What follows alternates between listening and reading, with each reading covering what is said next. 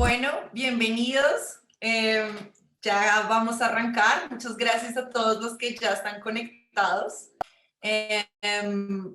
Bienvenidos a esta nueva sesión de Señales. Estos son como estos espacios importantes de conversación sobre qué pasará y qué está pasando con nuestras disciplinas, con diseño y con arquitectura. Vamos a invitarlos y antes de arrancar voy a hacer una salvedad. Esta conferencia está siendo grabada, entonces al participar y al quedarse están accediendo a nuestra política de protección de datos que encuentran en el chat para los que quieran revisarlo y echarle una mirada. Muchas gracias por estar. And also, since as we mentioned before, this is going to be a conference that we're going to have in English, so I'm going to make this switch really quick to English and welcome everybody who's already here and who's going to watch us via streaming later on. We are very happy to have this new session of Señales. It's a series of conferences that we're having and that we've been having throughout the last year and throughout this year, where we have this kind of space to listen to all of these interesting guests and reflect around design and architecture and what's to come and what has happened through all these practices and different experiences. Just warning, this is being recorded, so everybody who is staying in this virtual space is agreeing to our data policy that you find in the chat. And without further ado, we're going to start, and we're going to have Daniel Feldman, our professor from the School of Architecture and Design, who's going to welcome and moderate a little bit today's very interesting guest speaker. So Daniel, can you let us know, and can we begin today? All right. Welcome. All right. Thank you, Valentina. And thanks everyone who's logged in now and who is logging in as we move forward and who will be watching this after it's recorded. With me today, I have Christian Niemann. He's also a professor at our school, and he will be co-moderating the talk with Karen today. So thanks, Christian, for doing this as well. And most of all, thank you, Karen, for being with us. I think our school is extremely lucky to have a guest like you today talking about your work, your experience, and your vision for the future of an assortment of really interesting issues that we will be talking about. For those who don't know Karen, Karen is co-founder and chief creative officer of Guilty by Association, which is a new enterprise to empower marginalized artists and expand the arts ecosystem for all. She very recently wrapped up a 15-year tenure at the New Museum, renowned for its entrepreneurial mission, new art and new ideas. As the deputy director at the New Museum, she co-founded different initiatives, including Idea City in 2010, which is a malleable platform exploring the future of cities with the belief that art and culture are essential to our metropolis. New Wing in 2013, which is the first museum-led incubator for art, technology, and design. And ONX Studio in 2019, a mixed reality accelerator and exhibition space. These game-changing programs elevate creative practitioners and demonstrate the transformative power of arts for cultural and social impact. Karen, besides her work in the museum and now at GBA, she also sits on the nonprofit boards of Apex for Youth, which is a mentoring and education program for underserved Asians. Artbutus, David Burns Foundation focused on performance and education projects, the National Sawdust, a new music performance venue and incubator, Rhizome, a platform for born digital art, and was appointed in spring 2021 to the advisory board of the Smithsonian Asian Pacific American Center. So besides Googling and learning more about Karen after the talk is done, if you also Google and learn about all the organizations she's involved with, you can maybe understand how amazing a guest she is. So Karen, thank you so much for being with us.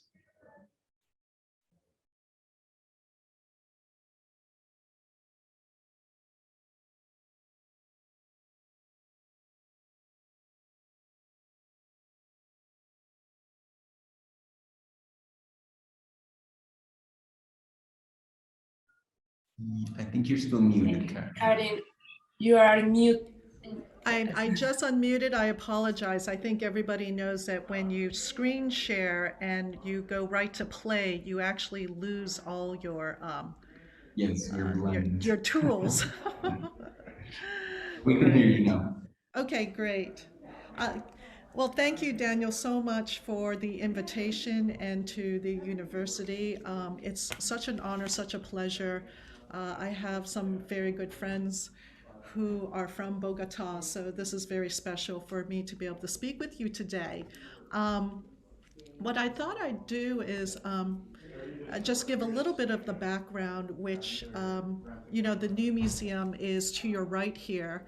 And the incubator, which we started 8 years ago at the intersection of design, art, and technology, resides in the building that is the south to the new museum. That museum was built 16 years ago by Sana, and we're very lucky. The second building will actually be torn down next year, and OMA, Shohei Shigematsu, and Rem Koolhaas will be designing the second building. So I think key to knowing that the museum is expanding, it will be twice as large, is to also understand that New Ink, this initiative, this experimental initiative, that most museums didn't understand why we would even be looking at an incubator space, is really now part of the mission's DNA. And we will be part of the 5th floor of this second building. So I think that is a testament to how important this particular program is.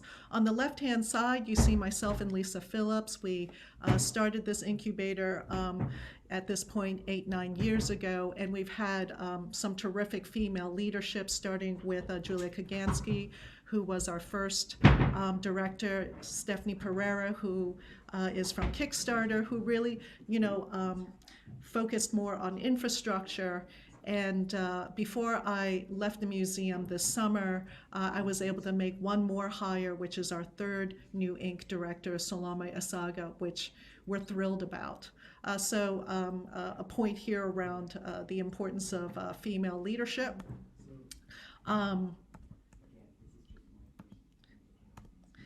So I think if you have done any Googling, New Ink is this amazing space where we're really looking at these kind of hybrid characters. We saw a lot of incubators go up around New York City around 2010, 2011. Everything was around science, business, fashion, cooking, but very few people were focused on art and design, even though New York is the city that graduates more artists and designers than any other city in the United States. And what we did is we really built up a program which allows people to have a safe space and to experiment around how to create new types of business models that really focus on creative impact and social impact. It's been a very typical space, which I'm sure most of you are familiar with, regards to working in community. Over the last 2 years, we've had the very difficult scenario of pushing all the programming online. Some of the key stats around our incubator, again, now in year 8, we typically have about 100 people in our community. Some of them are full-time members, some of them are community members. And over the last 7 years, we now have, you know, more than 540 alumni. I think that's so critical in terms of how we are also building this kind of network of creative practitioners that are all feeding into each other. The secret sauce of New Ink is actually our mentors. We, again, 150 throughout the year. These are people who are working at Google's and IDEO's, architecture firms, advertising agencies, and curators at other museums who are willing to spend 1 day a month with their member to really go through some of their obstacles or some of their ideas, whatever they're working on. In year 2 of New Ink, something that was very important was to really find gender parity as well as inclusion. So we've worked very hard to achieve 50% women and 50% people of color in the incubator spaces. Something that's not very well known, we've created almost 600 jobs, so the incubator is very important in terms of the creative economy in New York City. And you can see, the other stats which basically suggest to you that, an experiment of something that we tried out just 8 years ago has really become part of the creative infrastructure, both at the museum as well as the city. I wanted to go through a couple of case studies because I think trying to bring what we do to life through our members is the best way to say, well, why the heck did the museum even get into the space to begin with?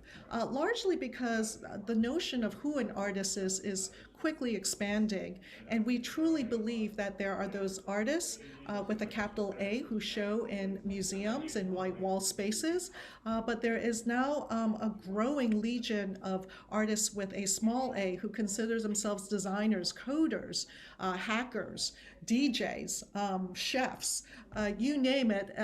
You can be anything at this point. And one of these fantastic people is Crystal Prasad. She's an industrial designer who came out of Georgia Tech.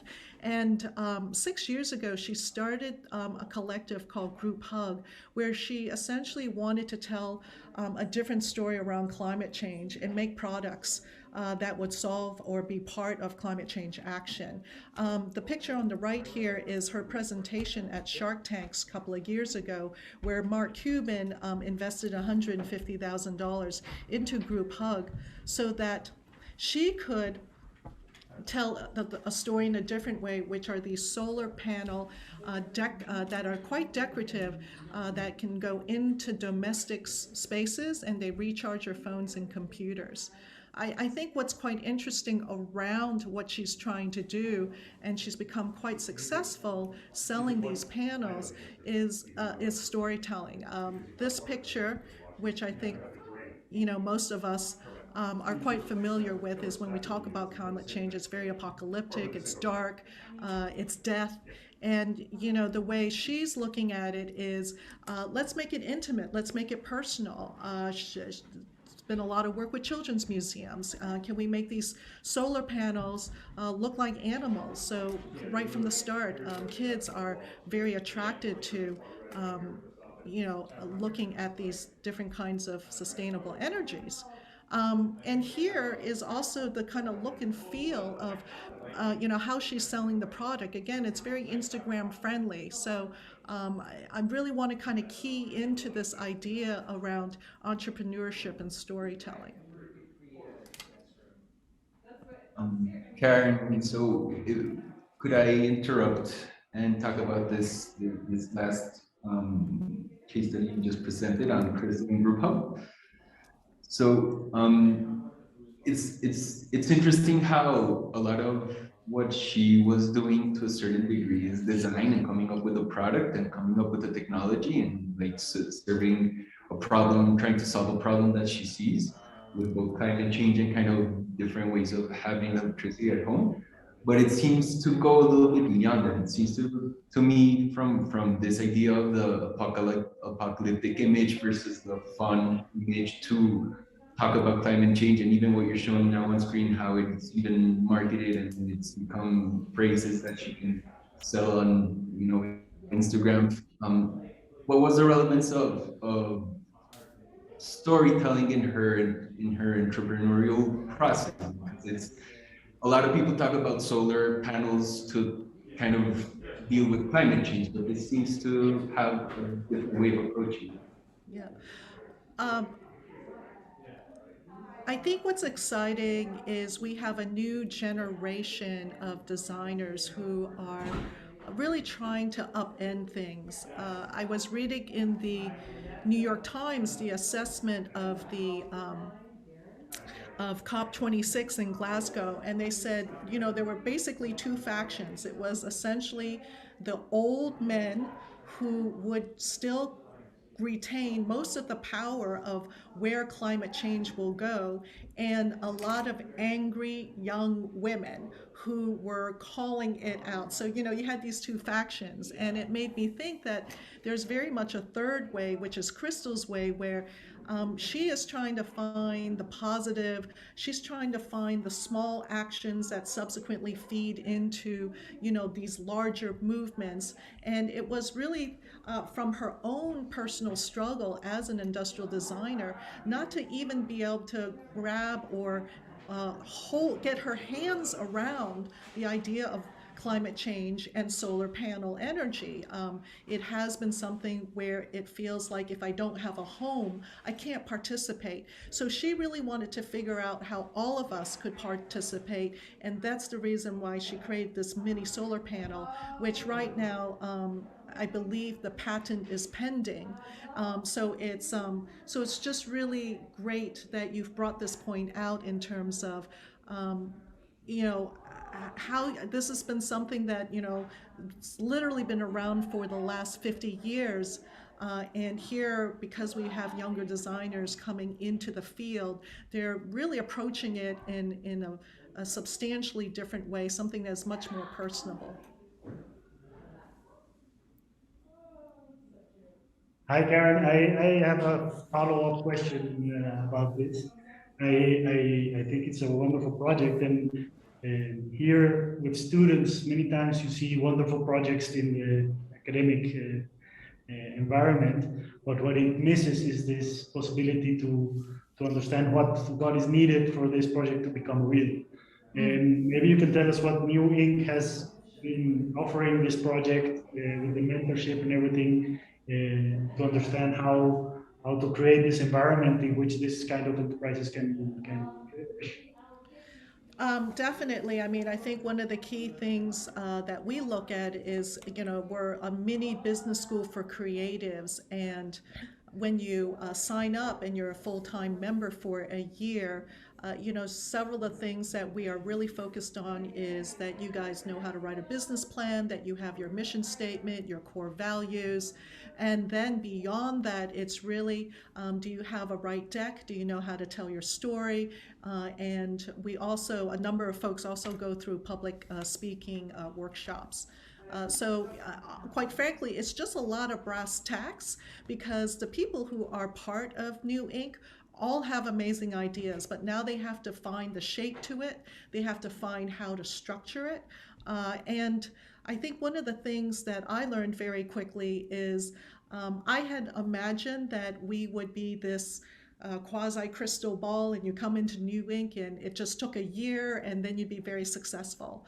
That's not the case at all. I think like all startups, all entrepreneurs, sometimes it can take years, and we're finding that you know, most of our members who have something very special, it still takes about 2 or 3 years for them to start getting the attention and the money that they need to get to their next milestone. This is a wonderful story. Morell Phillips, she is Mexican American. She had a very successful career in video game design, and she came to New Ink because she really wanted to take her skill sets and create immersive environments that would help people who had been affected by psychological trauma. And what happened, though, is COVID happened, and this is just a typical picture of what New York looked like in April of 2020, where many of the streets and parking lots behind hospitals, a lot of refrigerating trucks and sidewalk morgues. And what she did with her design studio is working with Mount Sinai and a group of doctors. They said, can we take some of the research that you've been doing around creating immersive spaces in hospitals for trauma victims and instead apply it for frontline workers? We believe that our doctors, our nurses, as well as ambulance drivers, everybody in this healthcare system that they're really suffering, and we'd like to be able to experiment and see if we can make something called a recharge recovery room successful. So as you can imagine, her team, which was built with a lot of New Inc. alumni, put together these couple of spaces very quickly, and there was just overwhelming engagement where doctors and nurses were saying that even spending 20 minutes in here usually uplifted their point of view by 80 or 90%. So I believe now that there are over 20 or 30 of these in the hospital system in New York City.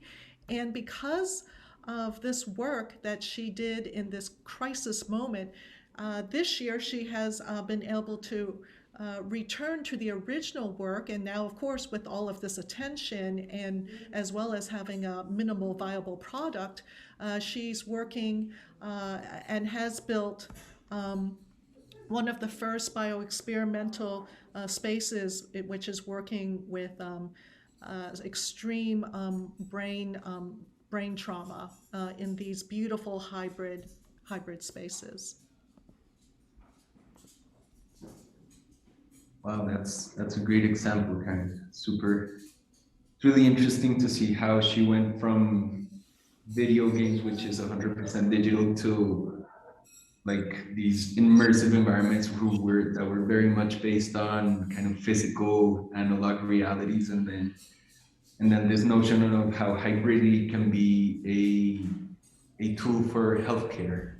I know here in school, a lot of the students do get involved in ideas of healthcare, and it's one of the fields that gets a lot of interest. But I don't know to what point we are experimenting with this idea of hybridity and immersion. I think you bring up such a good point. Certainly within the cultural and entertainment spheres, we've talked a lot about immersive experiences, being immersed. Anything around AR, VR certainly is a literal manifestation of that. And it looks, and I think a lot of it has to do with VR really pushing the level of how healthcare is intersecting with technology. And this is an outgrowth where I think healthcare is probably looking at culture and entertainment and saying, wow, they're so effective with an audience.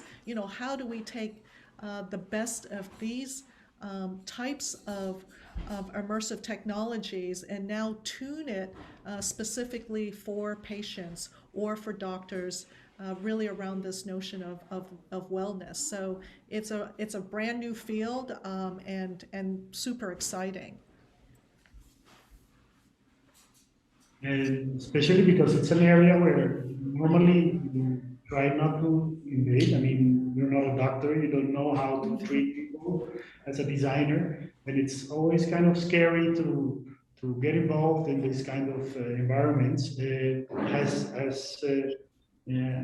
this business had a lot of help from the health sector about what works, what doesn't, how to do it?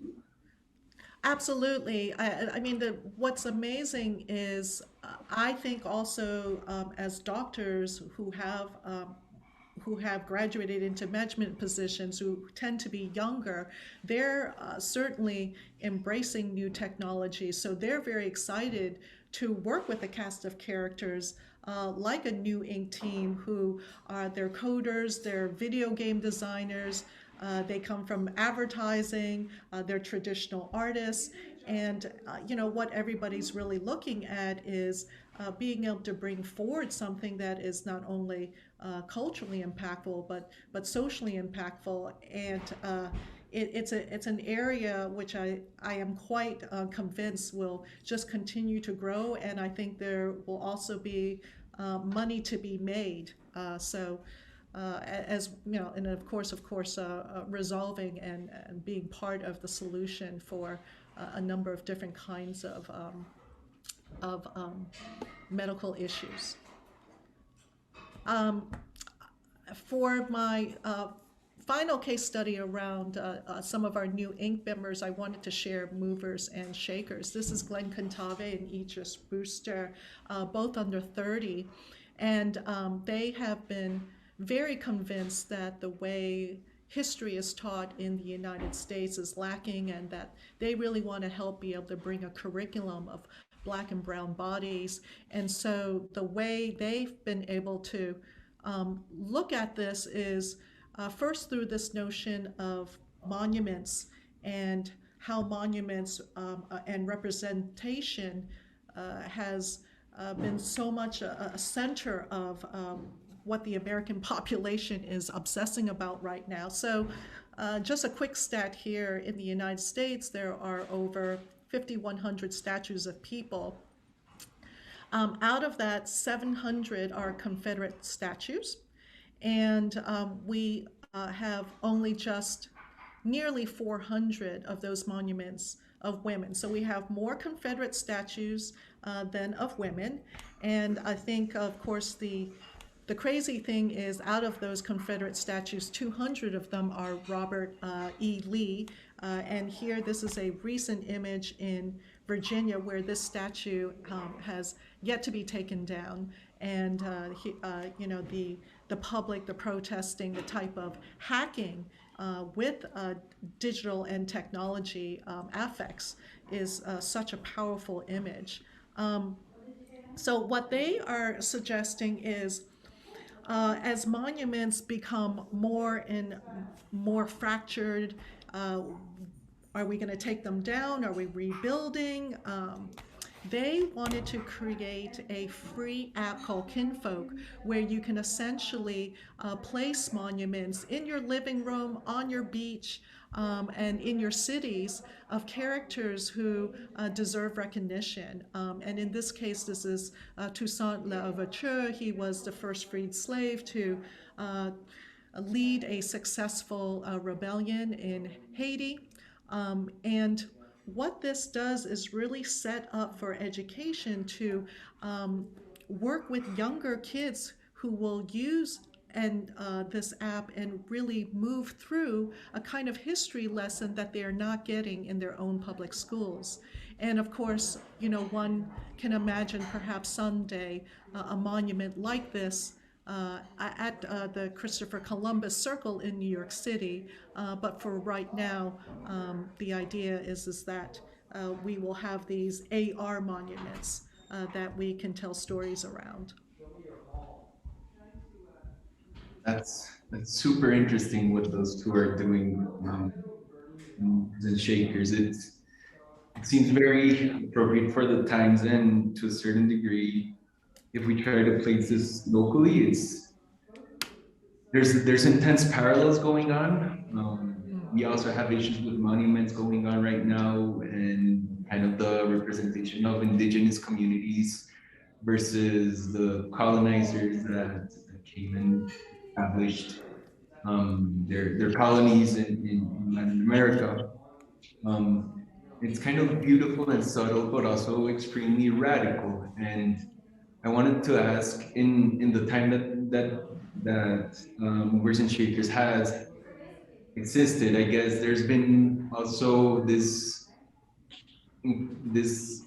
ongoing debate about public education. Now we see all these debates going on about critical race theory and how it should be taught in schools or not, and kind of the politicization of school boards and all these things. So I wanted to ask, like, is this actually kind of in a way becoming a parallel way of creating curriculum for public schools? Because it's kind of in their pocket, right? You can kind of bring school to your pocket and you can learn while you're in your living room, in a park. Seems like a very subtle but radical way of creating a new platform for alternative curriculum and education. Yeah, I love how you've just described that, where it's an alternative education. And yet at the same time, one of the things they are most interested in is working with public school systems, because they really see that this could be a leverage or a tool to help change the way teachers relate to this topic. So they've done a lot of work trying to pilot both their application as well as the curriculum around these new Black and Brown leaders, which haven't been talked about before at schools. And they have a huge grant from the Mellon Foundation to see if they can further make inroads in some of the major regional cities and into those school systems.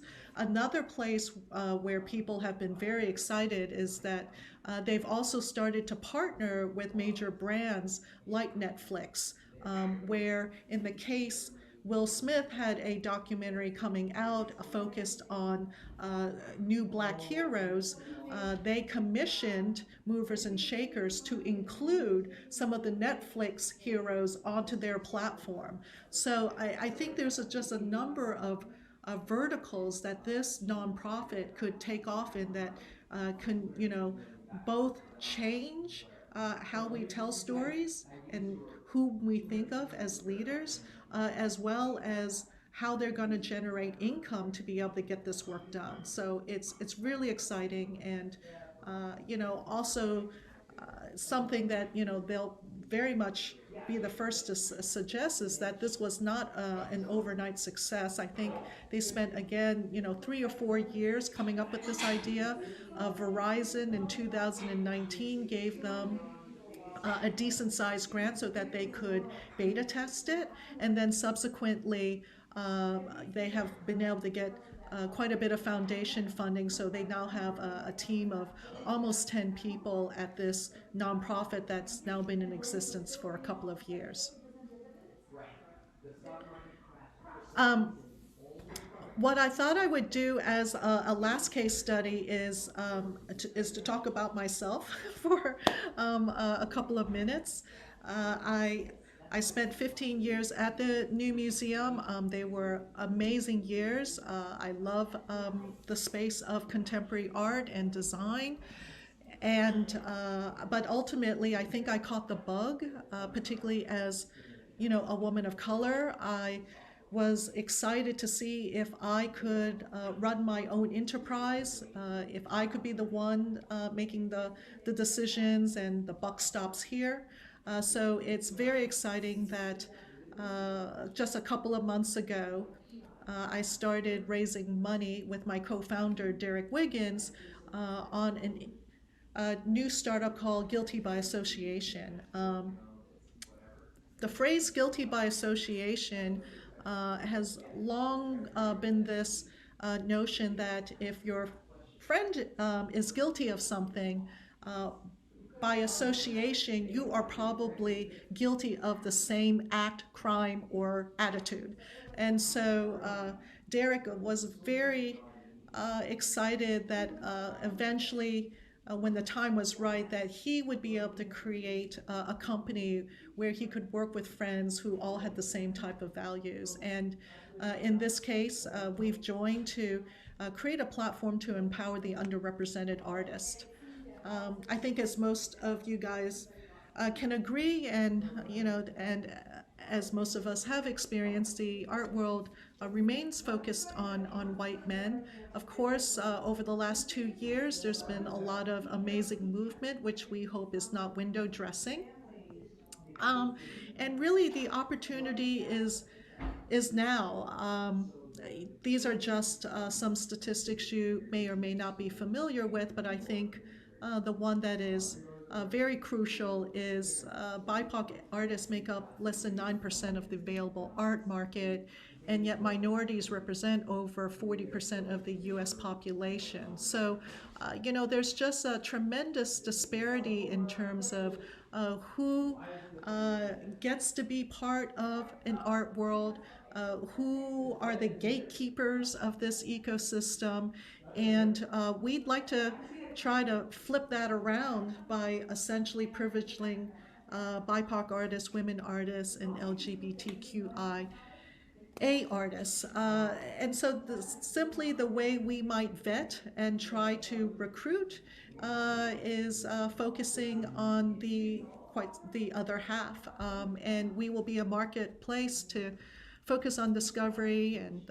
marketing and sales for a community of underrepresented artists. And we'll do this by creating the first scalable marketplace to support artists. We're going to do this through fair commissions, marketing opportunities, and reselling initiatives. And really, it's about developing an authentic community. I think one of the things that has created a lot of excitement is that Derek and I represent kind of two different spaces. He's very much from the skateboarding community, has worked with a lot of brands like Nike and Supreme throughout his career as a digital marketing expert. And I have spent the last 20, 25 years focused on art and architecture. I think together what we'll be able to establish is a space where we really understand and protect the artists, and also create a space which will be really fun for the buyers. And so here, just again, I am presenting actually my investor pitch deck to just give you a flavor of some of those tools that I have talked about, and I've mentored a lot of other people, and now I've had to use those skill sets and do it for myself. So that in itself has been a really interesting process. One of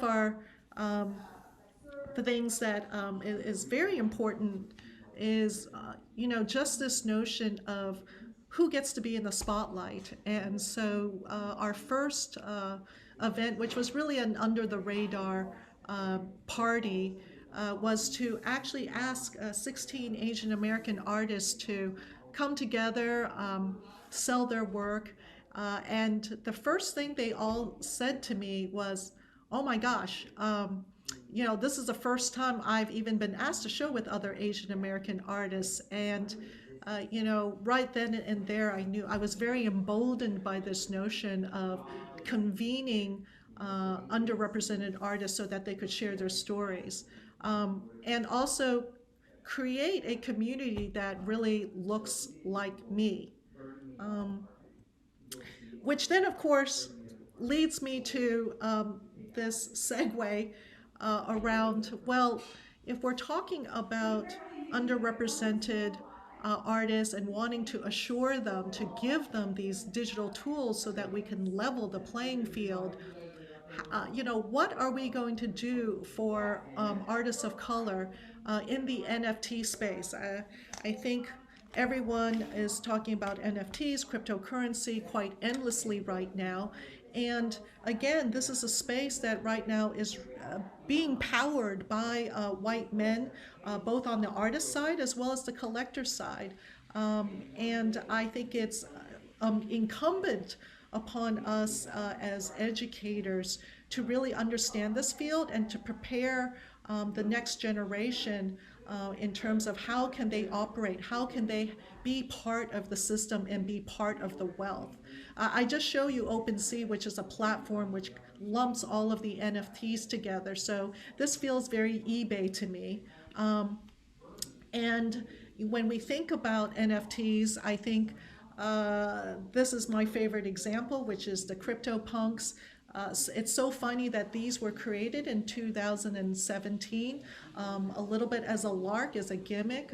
10,000 of them were created, and now they're trading for many millions of dollars. But again, this was the aesthetic of what most of us might refer to as digital art.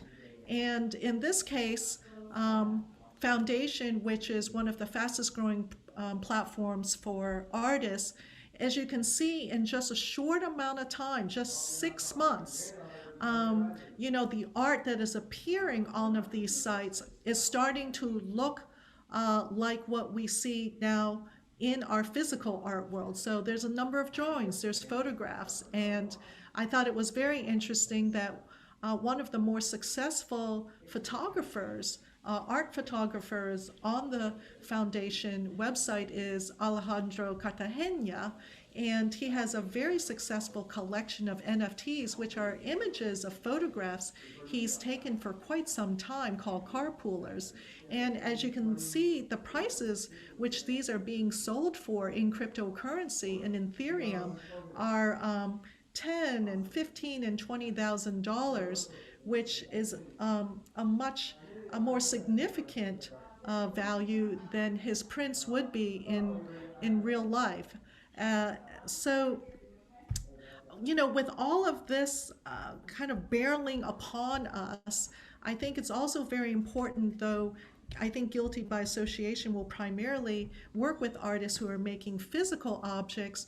We want to make sure that any artist who is part of our community, who wants to understand how to work in the NFT space, that we can guide them. And so we're pretty excited that we're going to test this out, and Foundation reached out to us and said, could you figure out an interesting collaboration, a partnership? And we have a friend, Cheryl Fox, who has been a longtime photographer and documentary, commercial work, and one of her key focuses over the last 30 years has been photographing the hip-hop community. So in December, we will be presenting a collection of 12 images from her archives as NFTs on the Foundation platform. I thought that would be a good place to stop and maybe start a conversation around, you know, what is on people's minds in terms of the future of art. I mean, I know that's a really large question, but I was hoping to certainly get a sense from, you know, students, where's your head at in terms of these notions of hybridity and immersion, and what kind of tools do you need post-college in order for you to be able to succeed in these new conditions, which, again, sometimes you just don't have a clear pathway of, you know, how to make your creative work happen. That was amazing, an amazing way of sort of rounding up the conversation, showing us what you're doing at Guilty by Association. I'm sure several of the students might be wondering how to get in touch with you to see what the process of becoming part of Guilty by Association is, which I guess would be an interesting question. But before going into that, I get this sense that you are understanding the world of NFTs, this whole new frontier, as a alternative and possibly more successful entry way into the world of art, and not necessarily having to tear down all the barriers of the typical gallery system, museum system, white male system. I wanted to ask you, of the artists you guys have been working with, people you've been involved with, how literate are they in the NFT world? I know you say that you are trying to help them in your foundation, but like taking the foundation work aside, like how literate are the artists that you're, and how important do you think it is for them at this point to actually like focus and spend some time on getting NFT builders? I think it's interesting. Everybody is sniffing, but I think a lot of people are still really waiting to understand if the NFT as a medium works for them. Yeah, I think some folks are happy to dip their toe, while others, quite frankly, see the NFT space as something around gamifying trading rather than it being a medium for contemporary art or contemporary expression. I believe in the next couple of years we're going to start seeing some amazing work as artists and more artists become interested in the space. The trading component, the big numbers start to die down, or it just becomes so normalized my hope is that people will refocus on what is the art that's being made, what are the artists saying. And you know, the reason why it's such an interesting space uh, is this notion that anybody can participate. You just have to set up your wallet, you have to mint your work, and just like Instagram has really democratized this idea of who can be a creator, who can be an influencer. Certainly, the NFT space is showing very quickly that again, NFT artists is a much wider range of individuals than the contemporary art world is. Thanks, Karen. Very, very interesting. I think one of the themes I can see in all the projects you show, including yourselves, is about how technology can be a very powerful tool to help underrepresented artists, designers, entrepreneurs, and groups, and not only in this artist world with NFTs, but also with virtual reality, how education can be changed, how solve climate issues. And the question is about how we see the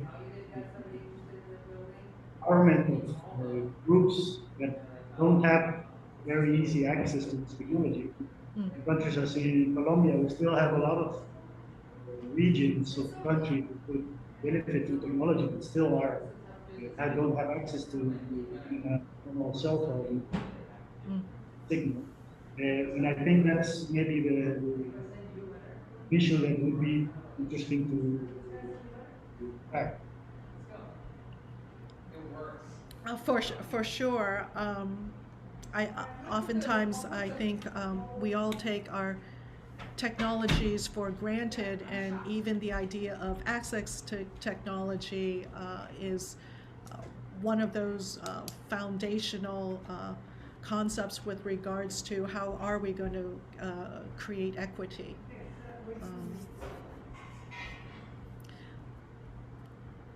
Karen, we have a question from one of the students who are in the meeting, Eduardo Garcia, and I'm going to read you his question. I can see your great approach in triggering artists trying to heal or help in healing society and reinventing education. What is the next step to stimulate government and private entrepreneurship to consider art as a part of the solution to our problems in countries like Colombia?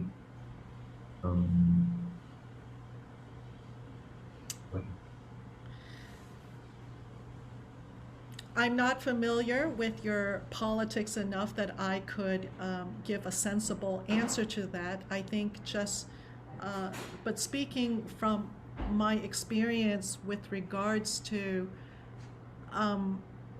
where does the artist fit in terms of being part of these wider city conversations has always been something that I've struggled with, because I feel that culture is typically used as a veneer.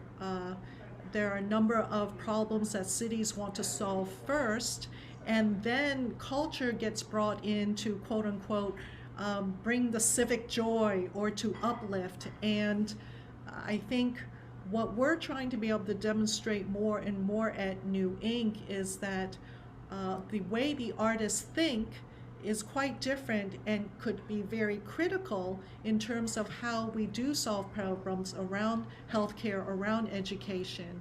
And, you know, how do we get city governments and companies to decide that's really valuable? Unfortunately, I think you have to have examples where the artists and their feedback or participation made somebody a lot of money. And once that happens, then I think the way people appreciate artists will start to change. And you know, I think that's happening more and more as we also make the word artist a little bit more elastic. Well, I want to Great, great. explain a little bit more about very short ways how in Colombia we have the orange economy. So, it's an economy that is it's for cultures and the arts, but the focus of comes from the government. The focus of the orange economy is basically making money. It says that it's helping culture and artists develop businesses because it's important to have culture and arts in our society. But at the end, the whole only way to evaluate a good or bad project is if it makes money.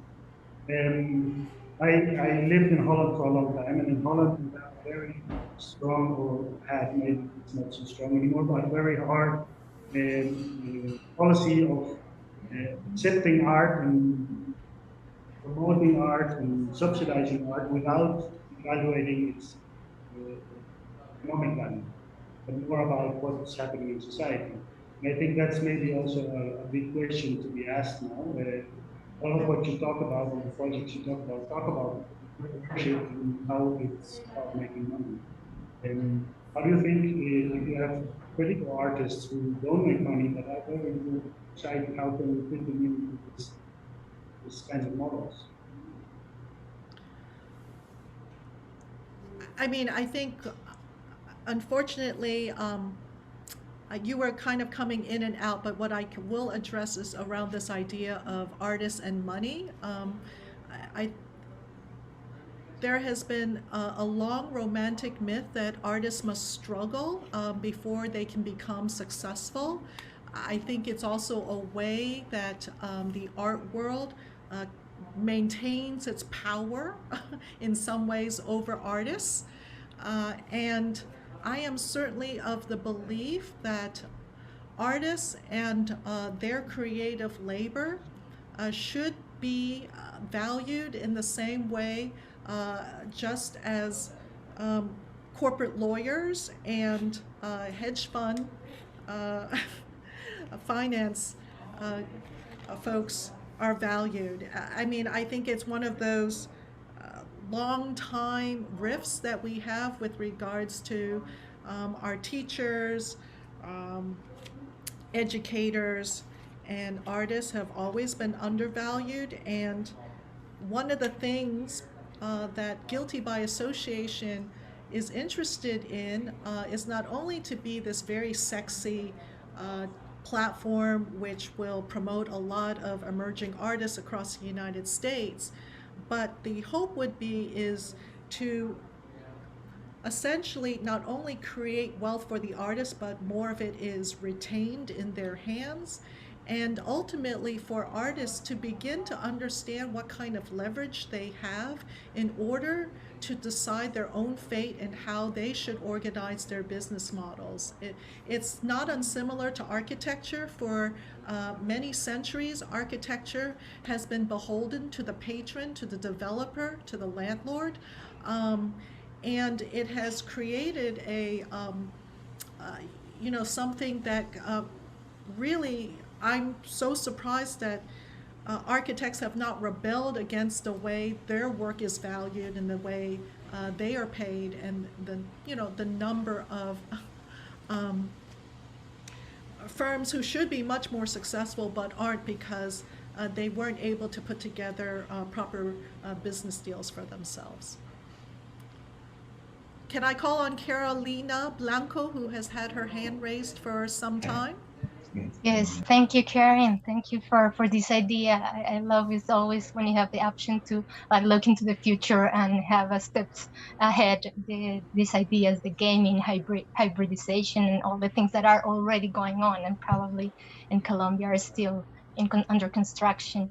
And I was wondering, and maybe you ended with this idea of architecture being underestimated as is one of the objectives in this.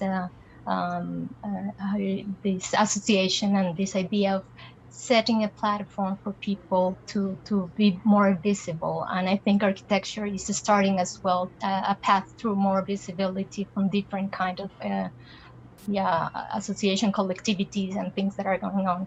But my question actually was about the role of curatorship, like in the sense that I love, yes, democratization is good. I love how it has expanded, but somehow I think at the same time it's so massive, the production, that I think curatorship is very important. So I wonder what's your stand on this role?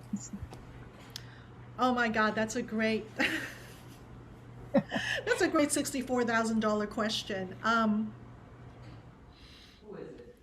Because I have trained in the museum world, I have a lot of affection for curators.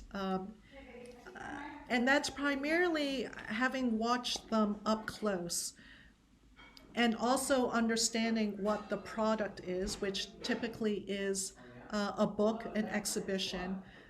You cannot do this work unless you have a whole lot of references. And I don't really care where you got those references, but references also tend to equate to experience.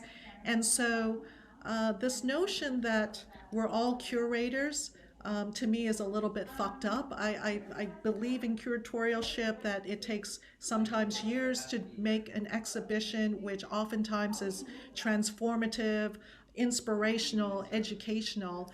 And what we're really seeing, instead of curatorship, which is the word everybody wants to use, and I am very realistic in terms of what I do, and I am not a curator. I am a platform designer.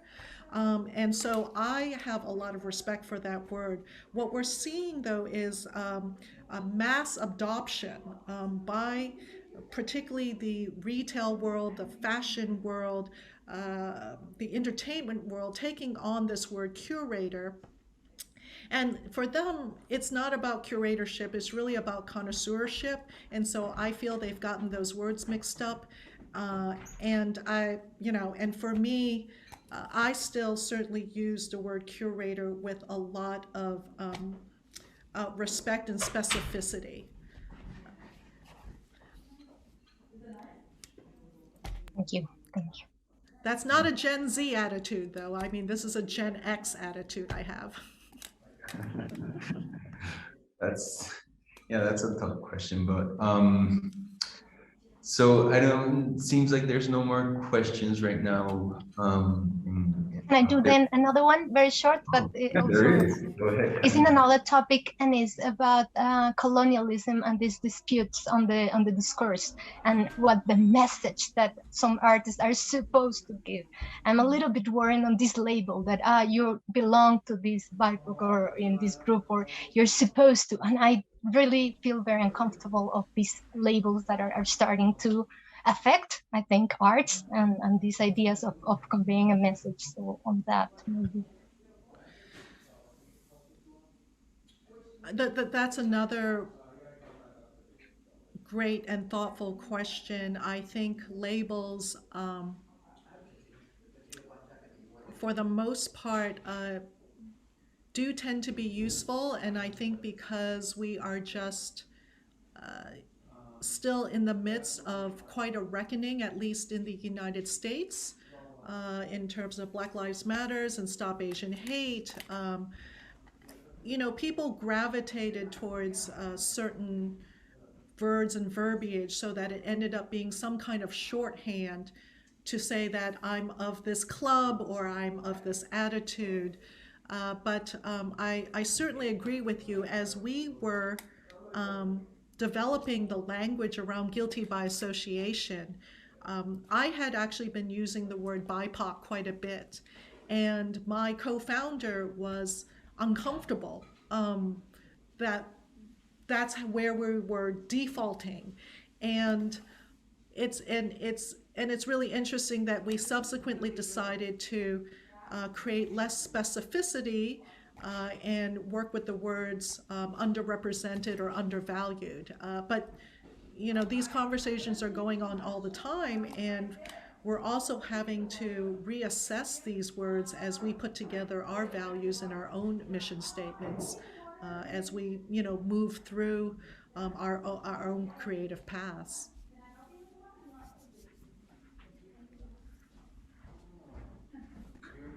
All right, so I think that was amazing, refreshing, eye-opening, illuminating, and entertaining. So thank you very much, Karen, for having joined us and giving us so many things to think about. I think as an architecture and design school, this message of being aware of entrepreneurship and being aware of business models and being aware of the fact that we could maybe not be struggling creatives should resonate, and I kind of need you as an advisor here. So maybe it's not your last time talking to this crew, but this was amazing. So thank you very much.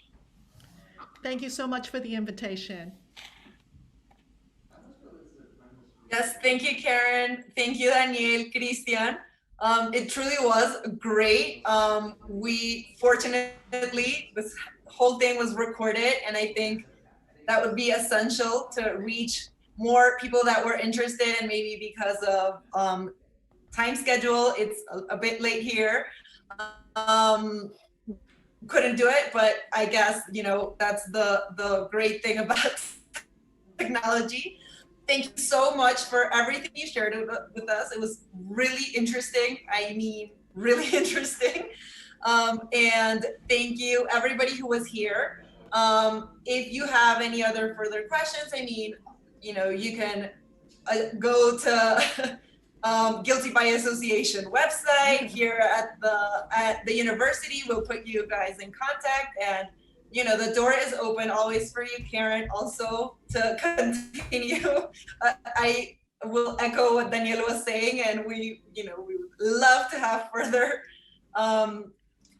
more projects and just be aware of what's happening and replicating what's going on with Guilty by Association here at the university. Thank you, everybody. This was very illuminating, and we will hope to see everybody soon in the next edition of Señales.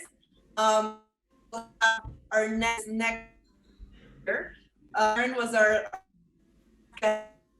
what a way to close with with a splash. So thank you very much. Also, there's a message here from our dean, Hernando Barragan. Just replying. He left it here on the chat. It was great having you with us. He was here the whole conference, listening up, as well as Claudia Mejia, the director of the architecture department. So we were all very happy to have you with us, and I won't extend this much longer. We'll hope everybody will continue seeing all the events we have for Señales in our website and our social media. And thank you very much, Karen and Daniel and Christian, for having us.